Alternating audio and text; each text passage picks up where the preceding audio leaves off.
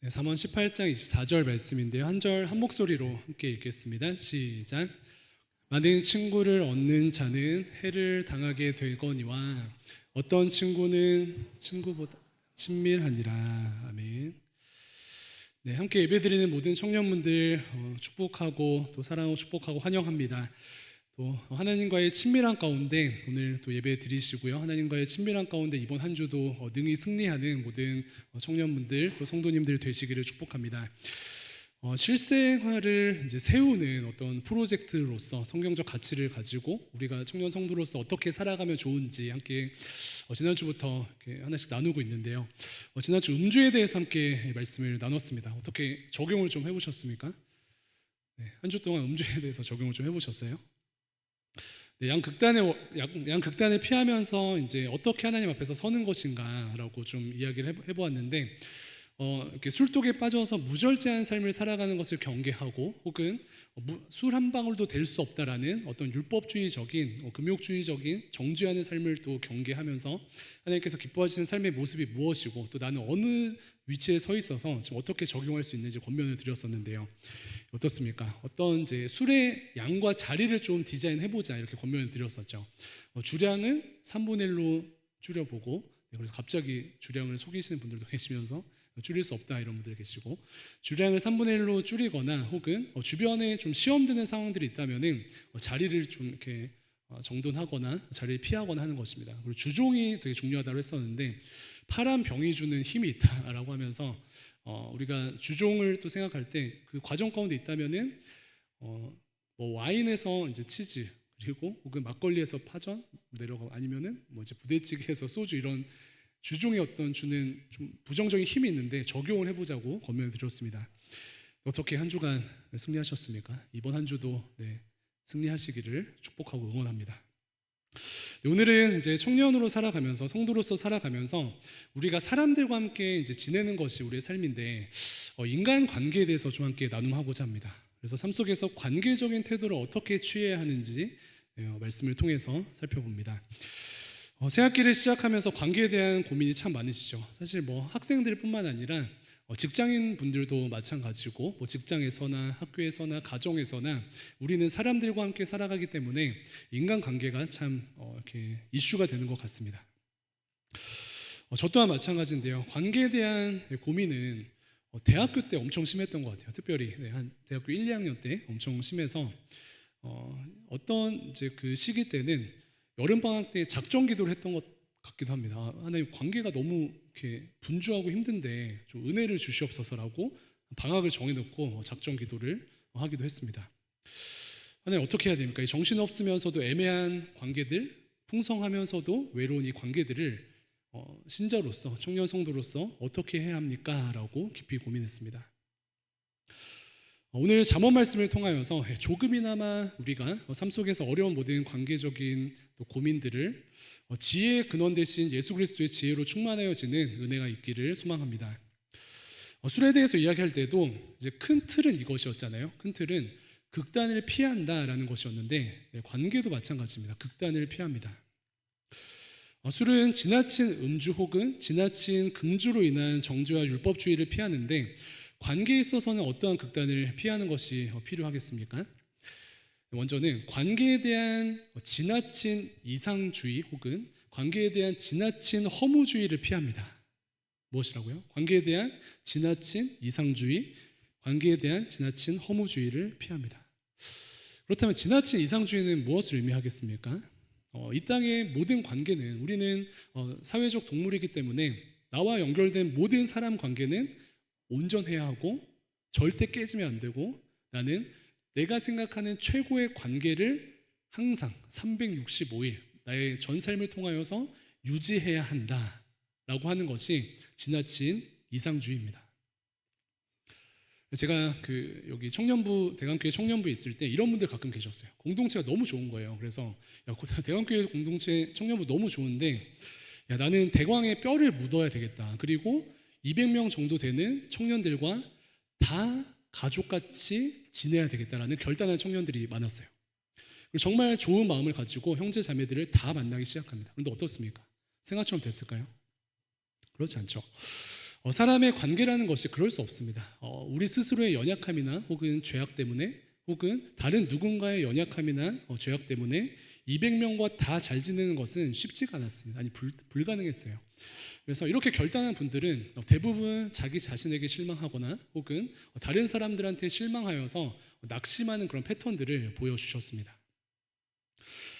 잠언의 지혜는 예수님을 상징하는데 이러한 문제에 대해서 예수님의 삶을 묵상해 봅니다. 예수님은 이상주의적인 그런 관계적 스탠스를 가지고 계셨습니까? 네, 모든 사람들과 다 잘 지내셨을까요? 어떻습니까? 전혀 아니에요. 예수님께서는 너무 피곤한 삶을 사셨어요. 마가복음 묵상하는 청년들은 알겠지만 예수님께서 인기도 많으셨는데 안티들이 너무 많았습니다. 그래서 예수님께서 말씀하시면서 어떤 기적들을 베푸시는 곳곳마다 안티들이 쫓아다니면서 바리새인 서기관 같은 사람들이 막 태클을 겁니다. 그래서 예수님께서 막 질려버리셨을 것 같아요. 네, 그만큼 예수님을 괴롭히는 사람들이 있었습니다. 제자들은 어떻습니까? 3년 동안 사랑하고 3년 동안 양육했던 제자들이에요. 저희는 제자 훈련 32주 받는데 좀 친해지잖아요. 그런데 3년 동안 예수님께서 사랑하고 양육했던 제자들이에요. 그런데 가룟 유다는 예수님을 팔았습니다. 그런데 베드로는 예수님을 배신했습니다. 우리가 이것을 이제 좀 남의 이야기로 생각하고 티로 접근해가지고 그냥 그러신가 보다, 예수님 뭐 그렇게 감당하셨나 보다라고 하는데 얼마나 좀 이렇게 좌절되는 상황입니까? 그래서 하나님이신 예수님조차도 우리가 생각하는 이상적인 관계를 이 땅에서 실현하지 못하셨다. 이것을 기억해야 돼요.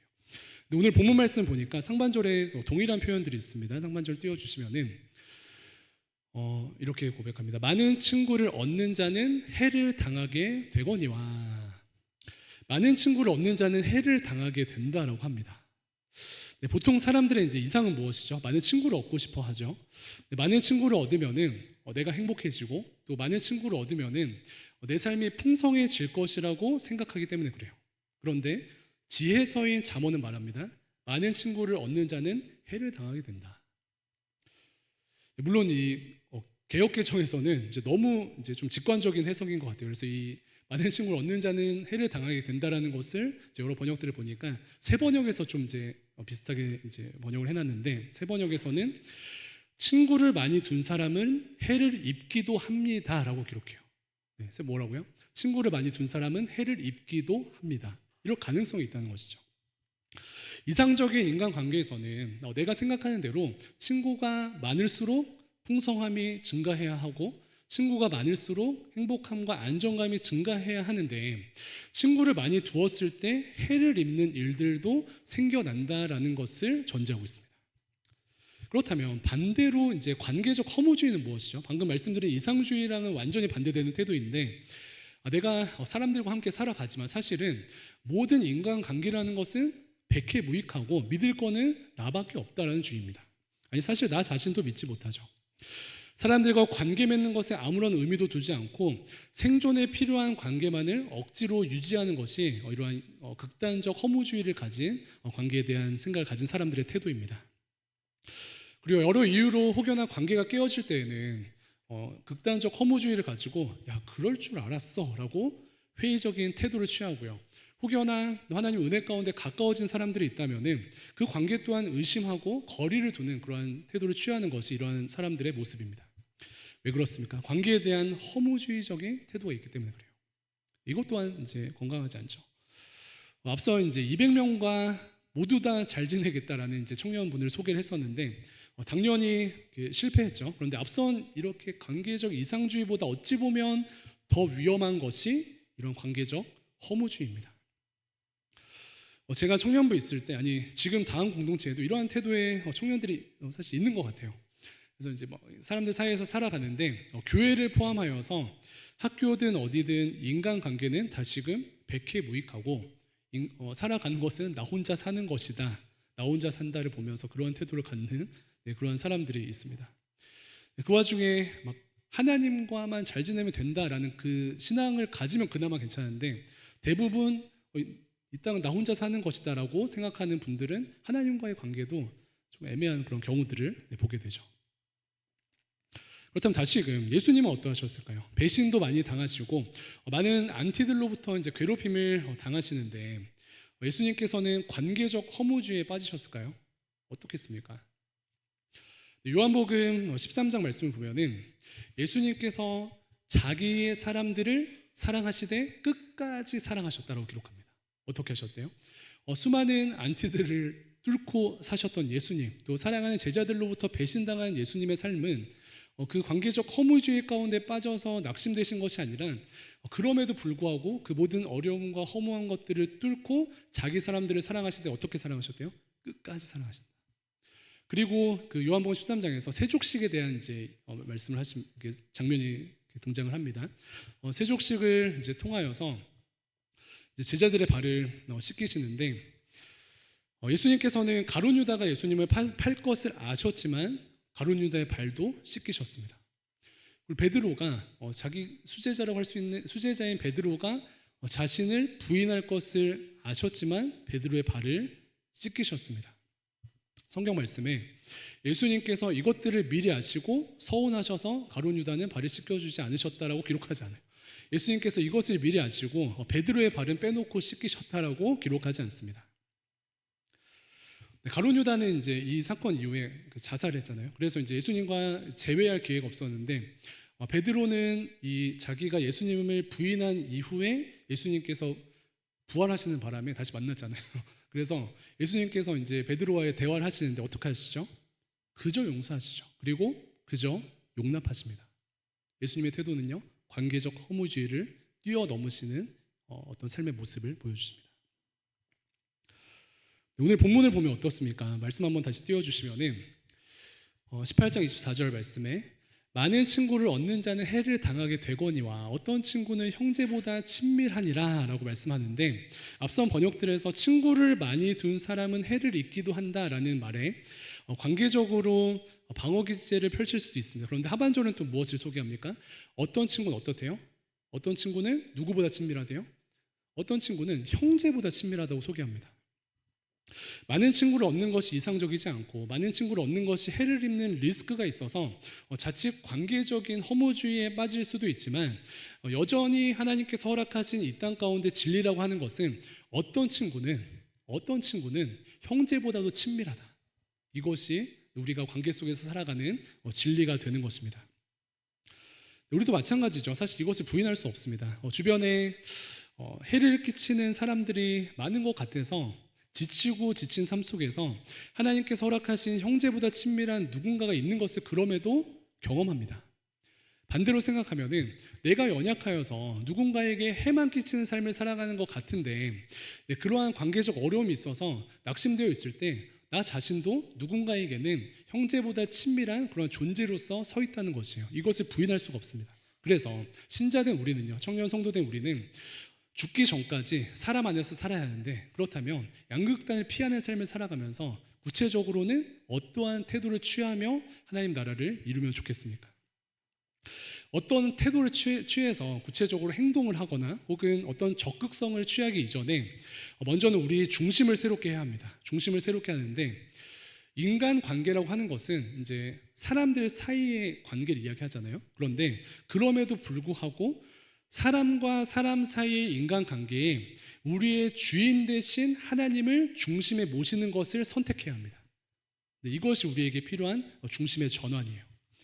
사람 관계에 있어서 인간관계를 잘하기 위해서 어떤 스킬을 구하거나 어떤 태도를 정하는 것을 뛰어넘어서 온 땅의 주인 되신 하나님, 내 삶의 주인 되신 하나님께서 내가 누리고 있는 혹은 고민하고 있는 모든 인간관계 가운데 하나님께서 좌정하셔서 주인 되어 주시옵소서. 하나님께서 중재하여 주시옵소서. 이러한 믿음으로 나아가는 것이, 이러한 중심을 가지고 나아가는 것이 은혜의 출발이 되는 것입니다. 네, 하나님께서 주인 되시고 하나님의 섭리 가운데 인도하시는 그 역사하심을 볼 수 있어야 돼요. 그래서 하나님께서 주권적으로 역사하시면서 어떻게 섭리하시는가, 심지어 나의 관계 가운데도 이것을 볼 수 있는 영안이 필요합니다. 본문에 어떤 친구는 형제보다 친밀하다라고 하는 것은 친밀한 친구가 어딘가에는 있다라는 것을 의미함과 동시에 사실 그 어떤 친구가 어떤 친구인지 우리는 알 수 없다는 것을 전제하죠. 친밀한 누군가가 있다는 것을 전제하지만 어떤 친구라는 것은 수많은 친구 중에 누가 사실 나와 형제같이 친밀한지는 우리가 알 수 없다는 그러한 우리의 한계를 드러내는 것입니다. 그래서 관계에 있어서 하나님의 살아계심과 주권과 섭리를 보면서 우리가 겸손하게 엎드리는 것이 필요해요. A라는 친구를 신뢰했는데 실상은 B라는 친구와 더 친밀할 수가 있고요. B라는 친구와 더 오래 지냈지만 사실은 C라는 친구와 더 깊이 있는 나눔을 할 수가 있습니다. 그래서 이것은 어떤 운명적인 접근이라기보다는 우리의 모든 관계에서도 하나님의 섭리가 있다. 우리의 모든 관계에서도 하나님의 주권 가운데 통치하시는 은혜가 있다. 이것을 전제하는 것입니다.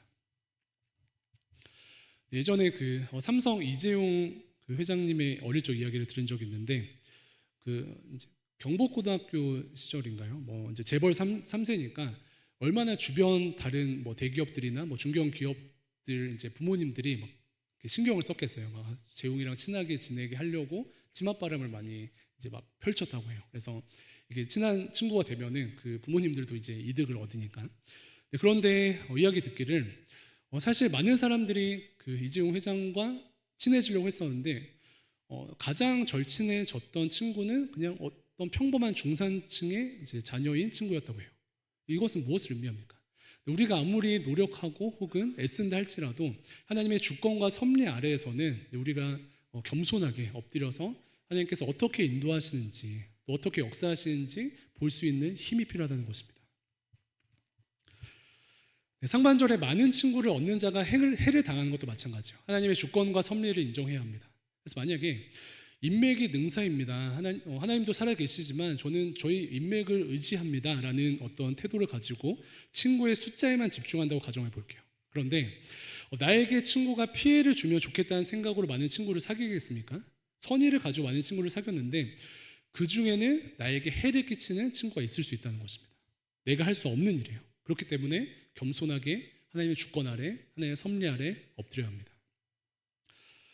앞선 22절 말씀 보면은 아내를 얻는 자는 복을 얻고 여호와께 은총을 받은 자라고 소개합니다.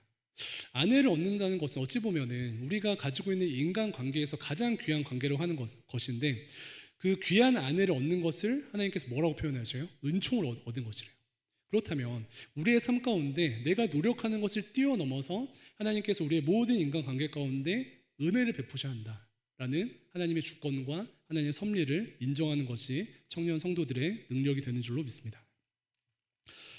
섭리 가운데는 하나님께서 은혜를 주셔야 한다와 더불어서 이렇게 볼 수 있어야 돼요. 이 흐름을 볼 수 있어야 되는데 예를 들어서 이제 시기별로 이제 친한 친구들이 다르잖아요. 그런데 어떻게든 내가 노력을 해도 좀 잘 안 되는 관계가 있고 크게 이제 힘을 쓰지 않았는데 잘 이렇게 유지가 되는 관계들이 있습니다. 그럴 때 허무해지는 것을 뛰어넘어서 하나님께서 이 지체들을 이 영혼들을 나에게 붙여주셨구나. 혹은 어떤 이유인지 지금은 알 수 없지만 하나님께서 여러 가지 이유들로 이 지체와 나를 멀게 하시는구나. 이것을 볼 수 있는 눈이 필요한 것입니다. 그것이 하나님의 섭리 아래 들어가는 청년들의 능력이 되는 것입니다. 그래서 로마서 12장 18절 말씀에는 할 수 있거든 너희로서는 모든 사람과 더불어 화목하라 라고 이야기하는데요. 세 번역은요, 여러분 쪽에서 할 수 있는 대로 모든 사람과 더불어 화평하게 지내십시오 라고 이야기해요. 여러분 쪽에서 할 수 있는 대로. 내가 할 수 있는 영역이 있고 내가 할 수 없는 영역이 있다. 하나님의 주권과 섭리입니다. 그런데 내가 할 수 있는 영역은 무엇일까요? 다시금 극단적 허무주의로 가지 않는 내가 할 수 있는 영역은 무엇입니까? 쉽죠. 모든 사람과 더불어 화평하게 지내는 것입니다. 내가 할 수 있는 모든 영역에서 결국 화목하기 위해서 최선을 다하는 것이 마땅한 모습이에요. 극단적 관계적 이상주의를 내려놓고 극단적 관계적 허무주의를 내려놓고 그 가운데 화목함을 추구해야 합니다. 그런데 잠언에서는 그 종착점, 이제 더불어서 화목하게 지내는 신자의 삶에서 어떤 무기가 한 가지 있는데 그것은 좋은 태도라고 소개해요. 화목을 이루는 것에 우리가 이렇게 하나님의 섭리와 주권 가운데 겸손하게 살아가지만 그 가운데 화목을 추구하면서 우리가 가진 무기는 좋은 태도라고 이야기해요. 무엇을 소개합니까? 다양하죠. 거짓되지 않는 것, 다투지 않는 것, 주변 사람들을 비웃지 않는 것, 허물을 덮어주는 것, 교만하지 않고 겸손한 것, 사람의 말을 듣는 것, 선물 받기보다는 선물 주기를 좋아하는 것, 말로써 남을 내리는 것이 아닌 세우는 것. 이러한 좋은 태도를 가지고 있을 때 하나님의 주권 아래 화평케 하는 은혜를 감당할 것이다 라고 약속합니다. 그래서 교회와 학교와 직장과 어떤 과정에서 태도를 잘 정하면 좋을 것 같아요. 어떤 태도를 정합니까? 나는 다시금 극단적 이상주의를 내려놓고 극단적 허무주의를 경계하며 하나님의 주권과 섭리를 인정한다. 그리고 겸손히 내 주변에 있는 이웃과의 화평을 추구한다. 그 중심에는 좋은 태도가 필요한데 내가 가져야 할 좋은 태도는 무엇인가? 혹은 좋은 태도가 필요한데 내가 버려야 할 나쁜 태도는 무엇인가? 다시 좋은 태도는요, 거짓되지 않는 것, 다투지 않는 것, 그리고 비웃지 않는 것, 허물을 덮어준 것, 교만하지 않고 겸손한 것, 나의 말을 줄이고 듣는 것, 선물을 주는 것, 말로 남을 세우는 것입니다. 이렇게 건강하게 한 걸음을 내딛게 되면은 주변에 여러분들 분주한 관계들도 차분해지게 될 것이고요. 이렇게 건강하게 한 걸음을 내딛게 되면은 주변에 죽어있던 관계들도 생명을 얻게 될 것입니다. 이런 은혜로 초청합니다. 말씀 정리합니다. 관계로 머리 아픈 우리는 청년 때 고민합니다. 저도 아직도 고민해요. MBTI로 보면은 이번 한 학기를 E로 살까, I로 살까 고민합니다. 그런데 이러한 고민 대신, 이러한 결정 대신 중심을 경고하시기 바랍니다. 무엇이에요? 우리는 극단적인 이상주의를 꿈꾸며 실패하는 자들도 아니고 극단적 허무주의에 머물러 침체되어 있는 자들도 아님을 기억해야 돼요. 그리고 그 모든 관계 가운데 만물을 통치하신 하나님의 섭리가 있는 것이다. 하나님의 주권이 있는 것이다. 이것을 인정하고 화평을 향해 나아가면 좋겠습니다. 과정 가운데는요, 진실된 태도로, 과정 가운데는 겸손한 태도로 무장하는 것입니다. 좀 헷갈리시면은 필살기 드릴게요. 제가 자주 쓰는 필살기인데 잠언이 말하는 지혜의 근원이신 예수님을 붙드는 거예요. 그래서 What if Jesus would do라는 게 있는데 예수님이 라면? 이라고 질문하는 거예요. 어떤 선택의 순간마다 예수님이라면 어떻게 하실까? 이것을 선택하는 것입니다. 예수님이라면 어떠한 태도를, 예수님이라면 어떠한 겸손을, 예수님이라면 어떠한 사랑을, 예수님이라면 어떠한 건강한 선을 긋고 주변을 섬길 것인가? 이것을 고민하게 될 때 좀 쉬워지실 것 같아요. 그래서 하나님께서 여러분들에게 허락하신 관계들, 또 하나님께서 여러분들의 관계 가운데 통치하시고 섭리하신 그네들을 믿음의 눈으로 바라보면서 그 관계 가운데 승리하고 은혜를 누리시는 모든 청년 성도들 되기를 주님의 이름으로 축원합니다. 옆에 있는 분들 함께 축복하겠습니다. 함께함이 너무 기쁨입니다. 진심으로 축복하겠습니다. 시작. 함께함이 너무 진짜죠? 네, 기도하겠습니다. 하나님 감사합니다. 하나님께서 저희들을 이곳에 보내신 것은 저희가 혼자 살지 않고 또 이렇게 함께 연합되어서 연결되는 은혜를 누리게 하심인 줄로 믿습니다. 우리가 속한 모든 곳에서 하나님께서 기뻐하신 관계적 태도를 가지고 축복의 통로로 서기를 소망합니다. 그리하여서 하나님 세 겹줄은 끊어지지 않는다고 하신 말씀이 우리의 삶 가운데 우리를 통해서 이루어지게 인도하여 주시고 특별히 관계적 허무주의나 관계적 이상주의로 힘들어하는 청년들의 마음 가운데 찾아가 주시고 주님의 화평을 샬롬을 명하여 주시옵소서. 감사합니다. 살아계신 예수님의 이름으로 기도합니다. 아멘.